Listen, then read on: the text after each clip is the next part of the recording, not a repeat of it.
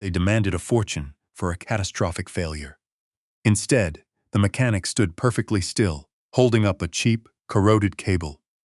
With one glance, an elaborate illusion of power shattered into silence. What happens when untouchable greed is unraveled by the smallest truth? The $250,000. The number hung in the quiet air of the garage, heavy and suffocating. Caleb Thorne didn't flinch. He just wiped a smear of black grease from his hands with a faded shop towel. The rhythmic ticking of his vintage mechanical watch was the only sound in the small, narrow workspace. He liked the quiet. He liked the predictable, honest smell of motor oil and cold concrete. But the quiet was gone. Inside the open bay doors, a fleet of massive black luxury hybrid SUVs was parked at awkward angles, blocking the morning light. And standing right in front of his workbench was Helen Sterling. Helen looked entirely out of place in a mechanic's bay. She wore a tailored suit that likely cost more than Caleb's diagnostic lift, her posture rigid with the kind of stress only high-level executives carry. She was the technology director for a major corporate firm, a woman used to giving orders and having them followed instantly. Right now, she was running out of time, and the desperation was bleeding through her polished armor. Fame dealer says the core battery array and the entire data storage system are completely fried, Helen said, her voice tight, echoing off the cinderblock walls. A massive electrical surge, fear me. They want $250,000 to replace the modules and safely scrap the old ones. I have a corporate security audit in less than 48 hours, Caleb. I can't have compromised data boxes sitting around. Just need you to verify the burnout so I can authorize the disposal. She pushed a thick, glossy binder across the scarred wooden workbench. It was a beautiful piece of fiction, Caleb noted, printed on heavy stock paper filled with colorful charts, warning codes, and complex diagnostic jargon bearing the logo of the city's most exclusive luxury dealership. It was designed to overwhelm, to make the customer feel small, and the price tag seemed justified. Caleb didn't touch it right away.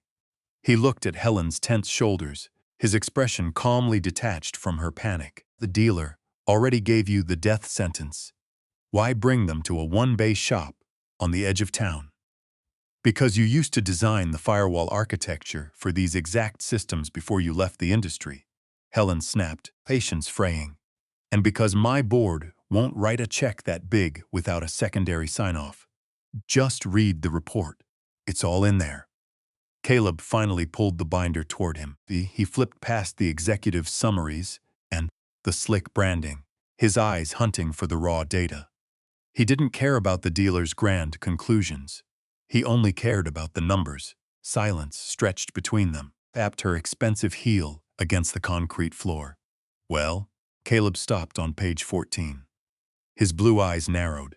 The cold logic of his mind locked onto a single column of timestamps. He traced his grease-stained finger down the liquid adibage, shaking his head slightly. The main drive battery, Caleb muttered, his voice flat. The thermal management processor. The encrypted data logging module. 3 entirely separate, physically isolated networks. Yes, and they all burned out, Helen insisted, crossing her arms. A catastrophic cascade failure. That's what the dealer said. Caleb looked up, his gaze piercing straight through her impatience. Helen, math doesn't work like this. What are you talking about? According to this log, 3 independent systems reported a fatal voltage spike and shut down at the exact same millisecond. Caleb tapped the heavy paper. Not a second apart. A millisecond. In the real world, electrical surges have to travel through wires. They take time to melt through fuses and jump across relays. A simultaneous failure down to the thousandth of a second isn't a mechanical accident. He closed the glossy binder with a heavy thud, dismissing the $250,000 lie in a single motion. Helen stared at him, her confidence faltering. Then, what is it? Caleb didn't answer. He turned away from the desk and walked over to his battered red tool chest. He ignored the expensive digital scanners and laptops sitting on the upper shelf. Instead, he reached into a lower drawer and pulled out a scratched, heavy-duty ohmmeter and a solid metal flashlight. A faded $15 tool to fight a mountain of corporate deceit. Caleb, I am on a deadline, Helen warned, voice rising as he walked right past her toward the nearest black SUV. I don't need a science fair project. I need a signature. You need the truth, Caleb said quietly, not breaking his stride. Paper lies. Metal doesn't. He grabbed a rolling creeper board, lay down on the worn padding, and slid beneath the massive weight of the luxury vehicle. The heavy smell of road dirt and rubber surrounded him. Down here, in the dark, things made sense. There was no corporate politics, no slick salesmen, no pretense, just physics. 1 + 1 always equaled 2. He clicked on the flashlight, the bright beam, cutting through the shadows of the complex undercarriage. He bypassed the digital access ports entirely. If the computer was lying, he wasn't going to ask the computer what was wrong. He traced the thick orange high-voltage cables back to the chassis, fitting for the physical grounding points. He knew that these systems were designed to instantly sever all power if they detected a critical resistance fault. A safety measure to prevent fires. Down. He clamped the cover clips of his old ohmmeter onto the raw metal frame and a primary terminal. Above him, he could hear Helen pacing, her heels clicking nervously on the concrete. The pressure she carried was immense, filling the air above, but down in the dark, Caleb was entirely insulated from it. He watched the needle on his analog meter swing, jump, and settle. He checked another point. Then a third. His breath hitched slightly. The cold skepticism in his chest crystallized into something much sharper. He moved the flashlight, illuminating a small, specific area near the rear axle. It wasn't a burnout. It wasn't an accident. Caleb gripped the edge of the creeper and pulled himself out from under the heavy steel chassis. He stood up slowly, wiping his hands on his shop rag one last time. He reached over and clicked the ohmmeter off. The silence in the garage felt different now. Heavy, charged, and dangerous. Helen stopped pacing. She looked at his face, and whatever she saw in his usually stoic expression made her take a half step back. Caleb looked straight into her eyes, his voice steady and cold as ice. Everything you've been told about this accident is a staged play. Helen remained frozen by the workbench, the sheer audacity of the mechanic's claim anchoring her to the cold concrete floor. She didn't demand an immediate explanation. The absolute intimacy, unwavering certainty in Caleb's eyes, had temporarily stripped away her polished corporate authority. Caleb didn't wait for her to process the shock. Back onto the low rolling creeper and pulled himself deep into the shadowed, cramped undercarriage of the massive SUV. The midday light barely penetrated the intricate maze of steel and heavy wiring. He swept the beam of his heavy metal flashlight along the chassis, tracing the thick orange high-voltage lines back to their physical origins. He wasn't looking for a complex digital failure. He was looking for the anchor. A minute later, the sharp metallic snap of a socket wrench echoed from under the vehicle. Caleb slid back out into the light, holding something small and incredibly unremarkable. He stood up, wiping the grime from his fingers, tossed the object onto the cluttered workbench right next to the dealer's glossy $250,000 estimate. Helen frowned, stepping closer. What is that? A grounding strap, Caleb said, his voice flat and analytical. It connects the main electrical harness to the chassis. It bleeds off excess voltage and stabilizes the circuit. If you walked into an auto parts store right now, it would cost you exactly $15. He reached out and pulled a heavy industrial magnifying glass over the workbench. He flicked on the harsh halo light attached to it and slid the short, braided metal cable underneath the lens. He gestured for Helen to look. She leaned in, the blue light casting sharp shadows across her face. Through the thick glass, the braided metal didn't just look worn. It looked diseased. Strands were brittle, flaking apart into a powdery gray residue, covered in deep, unnatural craters. I know what road salt and winter moisture do to bare metal, Caleb said, with the steady ticking of his mechanical watch, contrasting with the heavy silence in the garage. That is not natural corrosion. Those are acid pits. Someone took a spray bottle of highly concentrated industrial solvent, a battery acid wash, and coated this specific cable. It ate through the metal in a matter of days. Helen straightened up, her eyes wide, as the implications began to slot into place. You're saying someone at the dealership deliberately sabotaged the grounding connection? As the metal dissolved, the electrical resistance spiked, Caleb explained, his tone devoid of any emotion, focusing only on the physics. Vehicle's thermal sensors read that resistance as a massive heat surge. The main computer did exactly what it was programmed to do to prevent a fire. It threw a fatal error code and instantly severed all power. The systems didn't burn out, Helen. They were tricked into going to sleep. But why? Helen's voice trembled slightly, the reality of the situation fracturing her composure. Through all that trouble just to fake a burnout. To overcharge us for parts? That's what I intend to find out. Caleb walked to the rear compartment of the SUV and began removing the interior paneling with practiced, fluid efficiency. Within moments, he extracted a sleek, heavy black aluminum box, the central data storage and communication module, the brain of the vehicle. The unit the dealership claimed was completely incinerated. He carried it back to the bench and plugged a standard diagnostic cable into its primary port. The scanner on his desk immediately flashed a solid, angry red Dex denied. Critical hardware failure. It's dead, Helen said. The hope she had just started to build instantly deflating. They locked it down. The dealer's proprietary system permanently bricks the module when a fatal voltage error is logged. You can't read it without their authorization keys. Standard tools can't read it, Caleb corrected quietly. He pushed the commercial scanner aside and pulled his battered laptop to the center of the bench. He didn't bother with polished user interfaces. He opened a raw command prompt, his fingers flying across the keys with a speed that defied his rugged appearance. He was no longer just a mechanic. Viewhead designed the foundational architecture for these very firewalls before the industry had decided his morals were a liability. He executed a legacy recovery script he had written years ago. A back door he knew existed because he had vehemently argued against leaving it there. The tension in the shop thickened to the point of suffocation. Helen held her breath watching the blinking cursor on the dark screen. Suddenly, a low, barely audible hum vibrated from the aluminum casing on the workbench. Helen gasped as a sequence of bright green LED lights flickered to life across the supposedly dead module. It wasn't burned out. It was fully functional, humming with stored power and secrets.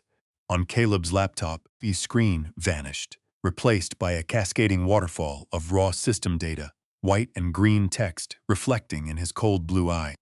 He scrolled past the mechanical diagnostics, bypassing the engine logs, the site. Digging straight into the encrypted security directory, he stopped the scroll abruptly. The rhythmic of his watch seemed to echo like a hammer in the quiet room. All the color rapidly drained from Caleb's face, leaving him pale and unnervingly still in the harsh glow of the monitor. He stared at a single, belated string of code on the screen. A data transfer log revealing a massive extraction of the vehicle's encrypted voice recordings and GPS history, recorded while the SUV Sfidi was supposedly sitting dead in the dealership's secure holding bay at exactly 2:00 a.m. The single string of data hung on the screen, a digital confession bathed in the harsh blue glow of the monitor. 2 a.m. Helen leaned closer, the color completely drained from her face. The hum of the supposedly dead module on the workbench was no longer just the sound of functioning electronics. It was the sound of a silent, devastating breach. 2 a.m., she whispered, her voice barely registering above the ambient noise of the garage. That was 3 days ago. The car was supposed to be completely immobilized in their secure bay, feeding for parts. It was, Caleb said, his voice flat, his blue eyes locked on the scrolling lines of code. He tapped a single key, pausing the cascade of data. He pointed to a specific file pathway. The module wasn't waiting for parts. It was transferring data. This line here? That's the command log for a physical extraction. Plugged a secondary hard drive directly into the central port and ran a full diagnostic mirror. A mirror? Helen grabbed the edge of the workbench. Her knuckles were white. You mean they backed it up? Finn. I mean they copied everything, Caleb replied, his tone devoid of any comforting softness. Every piece of data stored in this unit since the vehicle was purchased. We're not talking about tire pressure or oil change intervals, Field. This is the main encrypted network. Helen's breath hitched. Her corporate armor, the unwavering confidence of a high-level executive, was cracking wide open. Caleb, this car belongs to the executive transport fleet. The CEO uses it. Our lead research engineers use it. You're telling me GPS history, real-time location tracking patterns, Bluetooth contact lists synced from every phone that's ever paired with the system, voice-activated interface caches, Caleb listed, not looking away from the screen.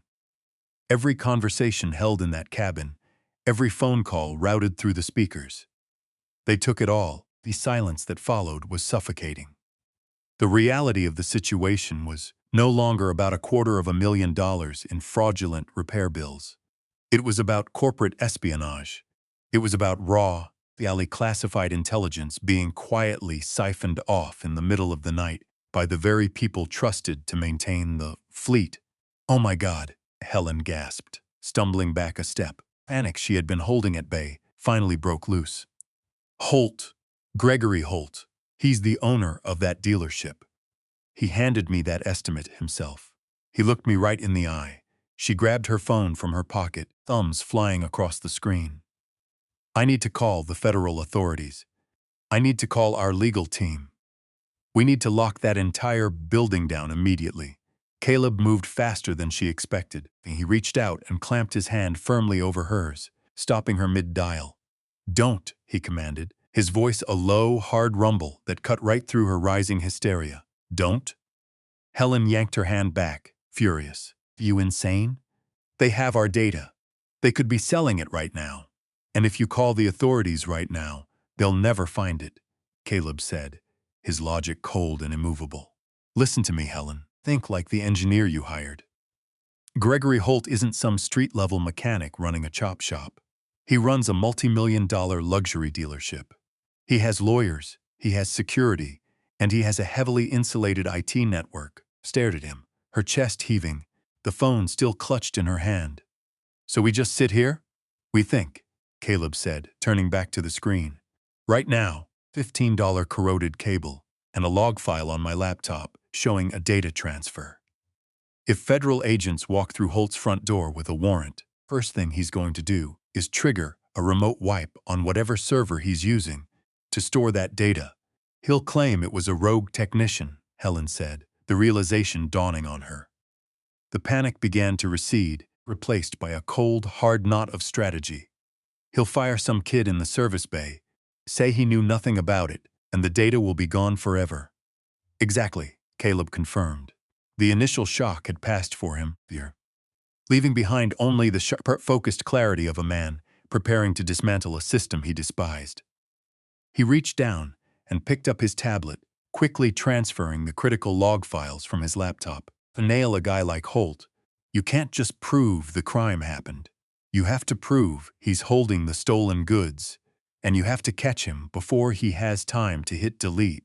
Helen looked at the small, dusty garage around them, faded tools, the smell of oil. It felt entirely inadequate for the scale of the war they were about to start. How do we do that? Caleb disconnected the tablet and tucked it under his arm. He reached over to the cluttered workbench and picked up the small, acid-pitted grounding strap. He held the $15 piece of ruined metal in his hand for a moment, feeling the weight of the lie it represented. He looked at Helen. His expression, completely calm, the mechanical ticking of his watch, the only sound in the room. We walk right through his front door and hand him the bill, Caleb said. He gestured toward her tailored suit. Fix your collar, Helen. We're going to the dealership. The glass doors of the luxury service center slid open, welcoming them into a world of pristine white tiles and brilliant LED lighting. The air inside smelled of expensive leather and citrus cleaner, a sterile environment designed to make problems disappear for the right price. Caleb Thorne walked across the polished showroom floor, his worn boots heavy and deliberate. Beside him, Helen Sterling moved with a renewed lethal grace. The panic that had consumed her in the small garage was gone, replaced by the cold, precise fury of a CEO who had just discovered a knife at her back. They found Gregory Holt in the high-tech diagnostic bay, standing beside one of Helen's black SUVs. Holt wore a tailored suit that projected unquestionable authority. When he saw them approach, a patronizing smile stretched across his face. "Ms. Sterling," Holt said, his voice echoing in the spotless cavern. He glanced at Caleb's faded gray work shirt with open disdain. "I see you brought a second opinion. I must warn you, allowing unauthorized personnel to touch the high-voltage systems technically voids your entire warranty agreement. I was just preparing the final disposal paperwork." "Save the paperwork, Gregory," Helen said, her voice dropping the temperature in the room. Holt bristled, signaling to a young technician nearby to step back. "Helen, be reasonable. I understand $250,000 is a difficult number to swallow, the latency degradation in your core modules." Caleb didn't let him finish. He didn't raise his voice or argue over the complex terminology Holt was using as a shield. He simply stepped up, the stainless steel diagnostic table, pulled his tablet from under his arm, and dropped it flat on the surface. The screen was awake, displaying a harsh, undeniable reality. A line of green and white code scrolled down, highlighting the exact timestamp, 2:0 a.m. A massive, unauthorized extraction of encrypted corporate intelligence. Holt's patronizing smile vanished. He stared at the screen, the color rapidly draining from his face as his eyes tracked the digital footprint he thought had been permanently erased. Then, Caleb reached into his pocket. He held up a small, frayed, gray piece of metal, a $15 grounding strap, its surface heavily eaten away by industrial acid. "It's amazing what a little battery acid can do to a resistance sensor," Caleb said, his voice a low, steady rumble. "It tricks them into an emergency shutdown. It makes the customer think the brain is dead, and it gives you all night to plug a mirror drive into the central port. While the vehicle sits in your secure bay, the scene froze into a sharp, defining tableau. Caleb stood solid as a rock, holding up the insignificant, pitted wire that had unraveled a multi-million-dollar empire. Holt stumbled back, his tailored suit suddenly looking too big for him. Panic violently twisted his features as he pointed a shaking finger at Caleb, desperately yelling for the building's security guards. Beside the table, Helen stared at the tablet, her mouth slightly parted in a mix of awe and vindication, watching the undeniable proof of her company's salvation. In the background, Holt's young technician covered his face with his hands, realizing the federal crime he had just become an accessory to. "Security can't help you, Gregory," Helen said smoothly. "I forwarded those logs to federal authorities the moment we left the garage. They are pulling into your parking lot, not right now." The faint, rising wail of sirens bled through the thick showroom glass, sealing Holt's fate. His arrogance shattered completely, leaving nothing but a hollow, terrified man staring at a $15 piece of wire. Hours later, the chaotic flashing lights of the federal vehicles were miles away. Caleb sat alone at his scarred wooden workbench. The late evening air in his shop was warm and quiet, thick, with the comforting, honest scent of motor oil. The side door creaked open, and Helen stepped inside. She looked exhausted. The crushing weight she had carried all day was gone. "They seized his servers," Helen said, taking a seat on a wobbly metal stool. "They found everything before it could be sold. My board wants to offer you a position, Caleb. Director of Corporate Security. You can name your salary. You don't have to stay in this dusty garage." Caleb looked around his shop. He looked at his heavy steel tools, the grease stains on his hands, and the simple, undeniable truth of the physical world he had built for himself.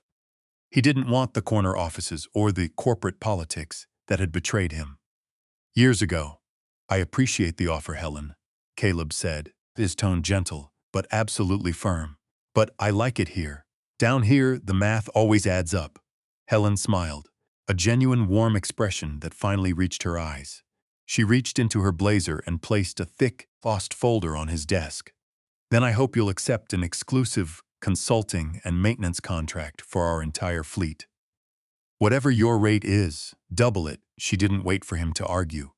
She simply thanked him, voice thick with gratitude, and walked out into the cool night air. Caleb remained at his bench. He reached out and touched the old analog ometer that had started it all. The world outside was loud, full of grand illusions, digital ghosts, and people willing to sell their souls for a little more power. But inside these cinder-block walls, things were simple. In the quiet solitude, Caleb listened to the steady, rhythmic ticking of his vintage mechanical watch, finding a deep, abiding peace in the undenia